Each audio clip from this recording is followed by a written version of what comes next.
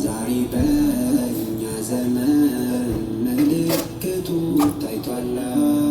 ነቢየ ነገሩ ትንቢታቸው ተግሏል። ዛሬ በእኛ ዘመን ምልክቱ ታይቷል።